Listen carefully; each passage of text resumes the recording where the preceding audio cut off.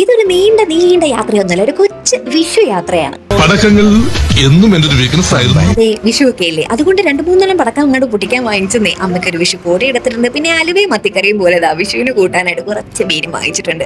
അമ്മ വെച്ച് തന്നാ കഴിക്കും. വീട്ടിൽ എന്താണെങ്കിലും ചെന്ന് കഴിഞ്ഞപ്പോ എല്ലാം സെറ്റാണ്. കിടന്നുറങ്ങി എണീറ്റപ്പം ആക്ച്വലി ഇതാണ് ഞാൻ വിചാരിച്ചത്. അയ്യോ, എന്റെ കാഴ്ച പോയി. പക്ഷേ കണി കാണണേരുന്നു. അതെല്ലാം കഴിഞ്ഞപ്പോ പിന്നെ ഒന്നും നോക്കില്ല, നേരെ പോയി പടക്കം പൊട്ടിക്കാനായിട്ട്. അടുത്തത് കുടുംബപരമായുള്ള പടക്കം പൊട്ടിക്കൽ. ക്ഷണിക്കപ്പെടാത്തൊരു അതിഥി കൂടി ഇതാ വരുന്നു.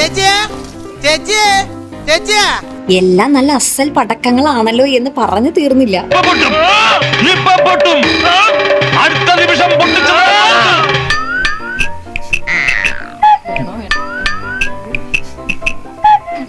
കലങ്ങിയില്ല. ജസ്റ്റ് നമ്പർ 1 അമ്മയായിരുന്നെങ്കിൽ അടുത്തത് ഞാനാണ്. നന്നായി ബാറ്റ് ചെയ്യുമ്പോൾ റൺഔട്ട് ആകേണ്ടി വരുന്നത് എന്തൊരു കഷ്ടമാണ്. പരിപാടി കാണാൻ വന്നവന് ഒട്ടും കുറയ്ക്കരുതല്ലോ.